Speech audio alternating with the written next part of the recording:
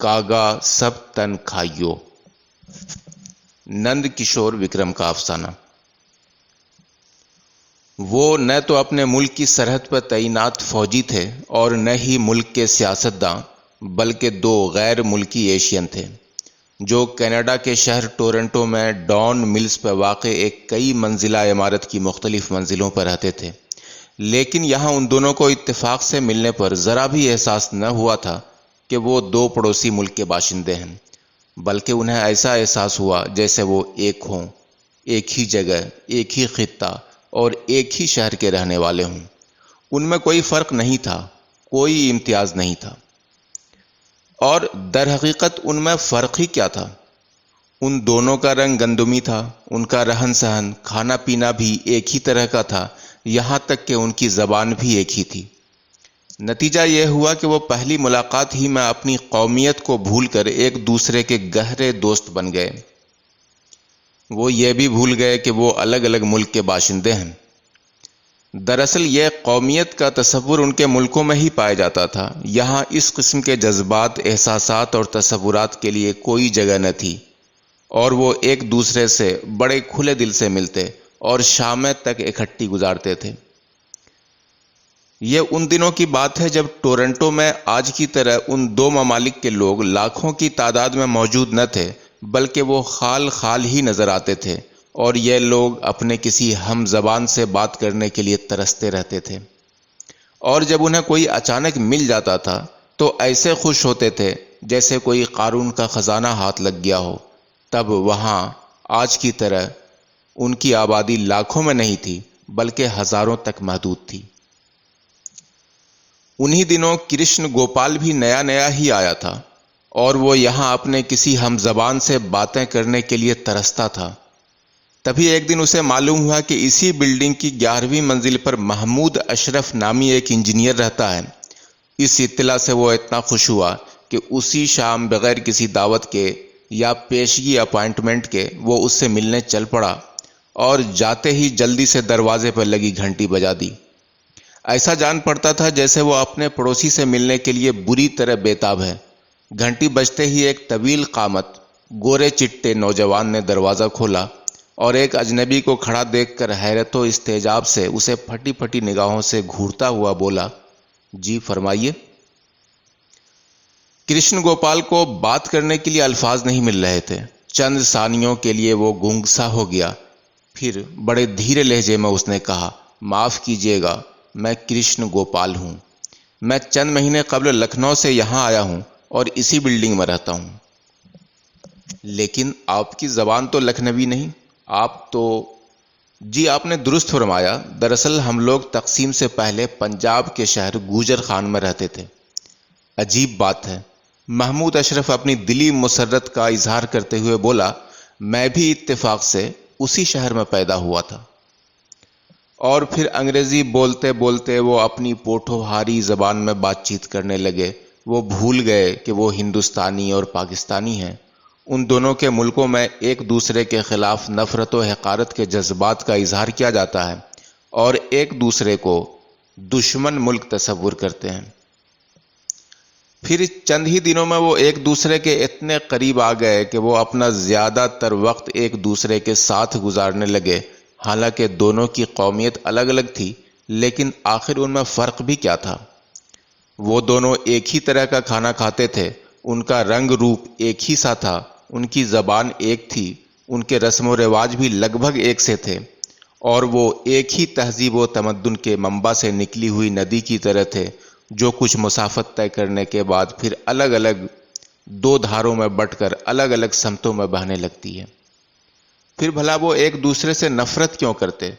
नतीजा यह हुआ कि जल्द ही वो दो कालिब एक जान हो गए। उन्हें एक दूसरे से बुग़्ज़-ओ इनात की बू कभी ना आई। उन्हें हमेशा मिलकर अपनेपन का एहसास हुआ और चूंकि उन दिनों वो दोनों अकेले रहते थे, लिहाजा उनका ज़्यादातर वक्त एक साथ गुजरने लगा और वो एक दूसरे के करीब से करीब तर होते चले गए। कभी कभी जज्बात की रौ में बहकर कृष्ण गोपाल अशरफ से सवाल कर बैठता, यार अशरफ, मुझे आज तक एहसास तक नहीं हुआ कि तुम गैर मुल्की हो।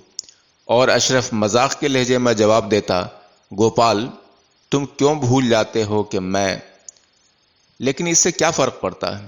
وہ اپنی بات جاری رکھتے ہوئے کہتا ہے، میں یہاں بھی رہتے ہوئے وہاں کی گلیوں اور کوچوں میں گھومتا رہتا ہوں اور وہاں کی یادوں کو کبھی فراموش نہیں کر پایا، اور یہ خواہش ہمیشہ دل کو کچوکے لگاتی رہتی ہے کہ کیا میں کبھی گوجر خان کے بازاروں میں گھوم پاؤں گا؟ کیا مجھے مری کی برف سے ڈھکی سر بفلک چوٹیاں دیکھنی نصیب ہوں گی؟ کیا وہاں کا برف کی طرح یخ اور شیریں پانی پینا نصیب ہوگا؟ کرشن گوپال ہمیشہ اشرف کے مذاقیہ لہجہ کو نظر انداز کرتے ہوئے اسی طرح جذبات کی رو میں بہتے ہوئے کہتا، یہ سب اتفاق ہے کہ میں ایک ہندو گھرانے میں پیدا ہوا اور تم ایک مسلم گھرانے میں، اگر اس کے برعکس ہوتا تو؟ اشرف محمود اسے چپ کرانے کی غرض سے کہتا، اچھا بابا اب اپنا لیکچر بند کرو، مگر کرشن گوپال پر ان باتوں کا کوئی اثر نہ ہوتا۔ وہ اسی طرح جذبات کی رو میں بہتا اپنے دل کے پھپھولے پھوڑتا رہتا، کیا ہم ہمیشہ اسی طرح دشمنی اور نفرت کے ماحول میں زندگی گزارتے رہیں گے؟ سرحدی پابندیوں نے ہمیں الگ تھلگ کر دیا ہے۔ اشرف پھر چند ثانیے چپ رہ کر وہ سوالیہ انداز میں اسے پوچھتا، کینیڈا کے لوگ بغیر کسی روک ٹوک کے امریکہ چلے جاتے ہیں اور امریکہ کے لوگ کینیڈا، انہیں کسی قسم کی دقت یا پریشانی کا سامنا نہیں کرنا پڑتا، مگر ہم 30 میل کا راستہ طے نہیں کر سکتے۔ اگر ملک کے قوانین ہمارے درمیان حائل ہیں تو امریکہ اور کینیڈا کے عوام کے درمیان کیوں حائل نہیں؟ وہ ایک دوسرے کے ملک میں بلا روک ٹوک کیسے چلے جاتے ہیں؟ اسی طرح وقت کا پرندہ اپنی مخصوص رفتار میں اڑانیں بھرتا رہا، اور پھر ایک دن کرشن گوپال کے والدین بھی کینیڈا اپنے بیٹے کے پاس آ گئے۔ ان کے آ جانے سے اشرف کا ان کے گھر آنا جانا اور بھی بڑھ گیا، کیونکہ اسے ان میں کوئی غیریت نظر نہ آئی اور وہ اسے بھی اپنے بیٹے کی طرح ہی چاہتے تھے۔ کرشن کے والد مدن گوپال فوج کے ریٹائرڈ کیپٹن تھے اور طویل مدت سے کینسر کے موذی مرض میں مبتلا تھے، اور وہ یہاں اپنا علاج کرانے کے لیے آئے تھے۔ وہ بڑے خوش باش اور ملنسار تھے اور بات بات پر قہقہے لگاتے تھے۔ ایک دن جب انہیں باتوں باتوں میں پتہ چلا کہ اشرف کے والد بھی پنجاب ریجیمنٹ میں صوبیدار تھے تو انہیں بڑی حیرت ہوئی، کیونکہ وہ اسی ریجیمنٹ سے وابستہ رہے تھے اور یہ ممکن ہی نہ تھا کہ وہ اس سے واقف نہ ہوں، اور وہ بھی ایسی حالت میں جبکہ وہ انہی کے علاقے کے رہنے والے ہوں۔ انہوں نے بڑے تعجب سے پوچھا، کیا نام تھا تمہارے والد کا؟ جی راجہ صابر محمود۔ ارے وہی نا جن کے بڑے بھائی راجہ خالد محمود ہاکی کے مشہور کھلاڑی تھے؟ جی وہی۔ ارے میں تو انہیں اسکول کے زمانے سے جانتا ہوں، وہ اسلامیہ اسکول کے کیپٹن تھے اور میں سناتن دھرم اسکول کا۔ ڈسٹرکٹ مقابلے میں ہم دونوں اکثر ساتھ ساتھ کھیلا کرتے تھے، اور ہماری دوستی تو اکٹھے ہائی اسکول کے زمانے سے تھی، اور فوج جوائن کرنے کے بعد اتفاقاً ہماری ریجیمنٹ بھی ایک ہی تھی، لیکن بٹوارے سے پہلے ان کی پوسٹنگ دہرادون میں تھی اور میری جالندھر میں، اس لیے تقسیم کے بعد اچانک حالات ایسے ہو گئے کہ ہم ایک دوسرے سے مل نہ پائے اور پھر ملاقات نہ ہو سکی۔ اس واقعہ کے بعد ان کی قربت مزید بڑھ گئی، اور پھر ان کی اس کے والد کے ساتھ خط و کتابت بھی شروع ہو گئی، جنہوں نے اپنے کئی خطوط میں انہیں اپنے ملک آنے کی دعوت دی تھی۔ ان خطوط کو پڑھ کر وہ بڑے جذباتی ہو جاتے تھے اور کہا کرتے تھے، اشرف اگر زندہ رہا تو تمہاری شادی پہ میں ضرور گوجر خان جاؤں گا، اور اس طرح تمہاری شادی میں شرکت کے ساتھ ہی اپنی جنم بھومی کے بھی درشن کرنے برسوں پرانی خواہش کو بھی پورا کر لوں گا۔ ایسی باتیں کرتے کرتے وہ حد سے زیادہ جذباتی ہو جاتے، اور کبھی کبھی تو ان کی آنکھیں ڈبڈبا جاتی اور وہ کسی نامعلوم دنیا میں کھو جاتے۔ لیکن پھر ایک دن ان کی حالت بہت بگڑ گئی اور بیماری کی شدت کے مد نظر انہیں اسپتال میں بھرتی کرا دیا گیا۔ کرشن گوپال کی طرح اشرف بھی ان کی بیماری سے بہت فکر مند تھا اور اس کے ساتھ لگ بھگ روز ہی انہیں دیکھنے اسپتال جایا کرتا تھا، لیکن ایک دن اچانک اشرف کو کنگسٹن میں اپنی بہن کے یہاں جانا پڑ گیا، جہاں کوئی تقریب تھی۔ اشرف چاہتا تھا کہ کرشن گوپال بھی اس کے ساتھ تقریب میں شرکت کے لیے چلے، مگر والد کی بیماری کی شدت کے پیش نظر اس نے جانے سے معذرت کا اظہار کیا اور معاملے کی شدت کا احساس کر کے اشرف کو اکیلے ہی جانا پڑ گیا۔ لیکن شومی قسمت کے واپسی پر آتے ہوئے اس کی کار ایک حادثے کی لپیٹ میں آ گئی جس سے وہ شدید زخمی ہو گیا۔ بروقت اسپتال میں پہنچ جانے سے اس کی زندگی تو بچ گئی، لیکن وہ اپنی آنکھوں سے محروم ہو گیا۔ اگرچہ اس حادثے کی اطلاع پا کر اس کے بہنوئی بہن کنگسٹن سے اور کچھ رشتہ دار اسٹیٹ سے بھی پہنچ گئے، لیکن کرشن گوپال بھی اس کی حالت سے بے حد پریشان رہتا۔ روزانہ اس کی خیر و عافیت جاننے کے لیے اسپتال جاتا۔ شاید اگر اسپتال میں رہنے کی اجازت ہوتی تو وہ وہیں رک بھی جاتا، لیکن کیا کرتا، مجبوری تھی، اور پھر اپنے والد کی شدید بیماری کی وجہ سے بھی تو اس کی نیندیں حرام تھیں۔ وہ انہیں دیکھنے بھی رہائش گاہ سے کافی دور واقع ایک دوسرے اسپتال روزانہ جایا کرتا تھا۔ کرشن گوپال ہی نہیں، اس کے والد بھی اس کی حالت سے بہت فکر مند تھے، اور وہ بھی 3-4 بار اسپتال سے ٹیلی فون کر کے اس کی خیر و عافیت پوچھ چکے تھے، اور بیماری کے کارن خود نہ آ سکنے پر معذرت کرنے کے ساتھ ساتھ انہوں نے اس کے جلد روبہ صحت ہونے کی دعا بھی کی تھی۔ آخر کچھ دنوں کی جانچ پڑتال کے بعد ڈاکٹروں نے بتایا کہ اس کی آنکھوں کی روشنی لوٹ آنے کی کافی امید ہے، اور اس کے لیے آئندہ ہفتے جب بھی ڈونیٹ کی گئی آنکھیں دستیاب ہو جائیں گی اس کا آپریشن کر دیا جائے گا۔ اور پھر اشرف کے اعزاء و اقارب اور کرشن گوپال بے صبری سے اس کے آپریشن کا انتظار کرنے لگے، اور آخر 8 دن بعد آنکھیں دستیاب ہو جانے پر اس کا آپریشن کر دیا گیا، جو کامیاب ثابت ہوا اور اس کی بینائی دوبارہ لوٹ آئی۔ اس پر یوں تو سبھی کو بے حد خوشی ہوئی، مگر کرشن گوپال کی خوشی کا تو کوئی ٹھکانہ ہی نہ تھا۔ چند دنوں بعد اسے اسپتال سے چھٹی مل گئی۔ وہ گھر واپس آیا تو اسے کرشن گوپال کے والد کی یاد آئی، جن کی حالت کچھ دنوں سے بہت خراب چل رہی تھی۔ اس نے کرشن گوپال سے پوچھا، کرشن انکل کا کیا حال ہے؟ کرشن گوپال کے چہرے پر اچانک اداسی کے بادل چھا گئے، اور اس نے بڑی مایوسی کے عالم میں جواب دیا، پہلے کی طرح چل رہے ہیں۔ ڈاکٹر کیا کہتے ہیں؟ ڈاکٹر؟ اس کے چہرے کی اداسی مزید گہری ہو گئی، جیسے وہ ان کی زندگی سے بالکل مایوس ہو چکا ہو۔ کچھ ثانیے وہ چپ سا رہا، پھر بولا، ڈاکٹر تو آخری وقت تک امید دلاتے رہتے ہیں، لیکن کیا؟ حالت اطمینان بخش نہیں۔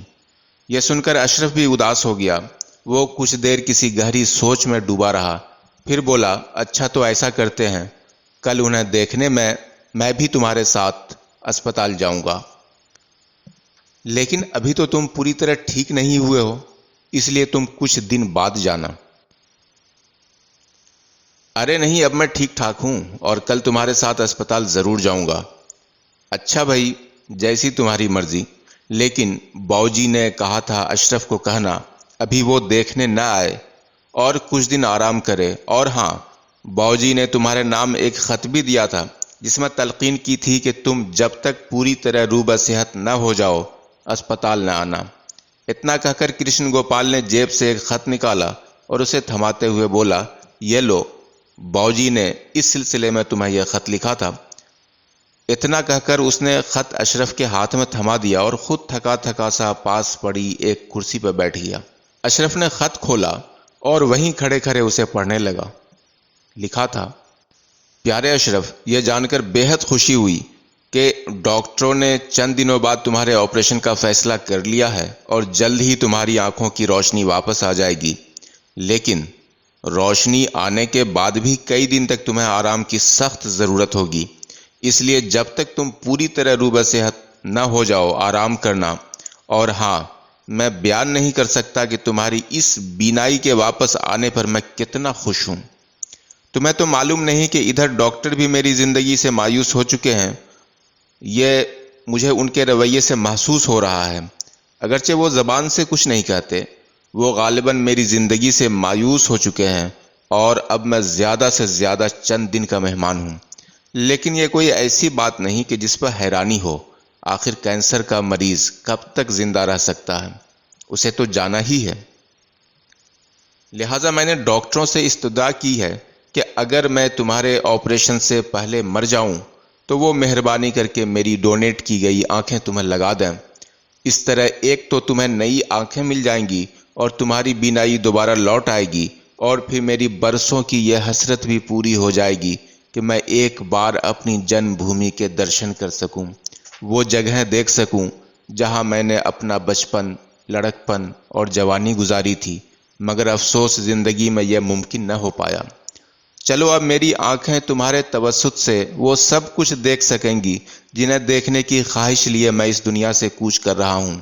میں نے کرشن گوپال سے کہا ہے کہ میری موت کے بعد جب تم روبہ صحت ہو کر گھر آ جاؤ تو یہ خط تمہارے حوالے کر دے اور کہہ دے کہ میری خواہش کو جلد پوری کرنا۔ اور اس سے آگے اشرف کچھ نہ پڑھ پایا۔ اس کی آنکھیں ڈبڈبائیں اور الفاظ چیونٹیوں کی طرح اس کی پورنم آنکھوں کے سامنے رینگنے سے لگے۔ چند ثانیے وہ یوں ہی بت بنا ساکت و صامت کھڑا رہا اور پھر پاس ہی پڑی کرسی پر دھڑام سے گر پڑا۔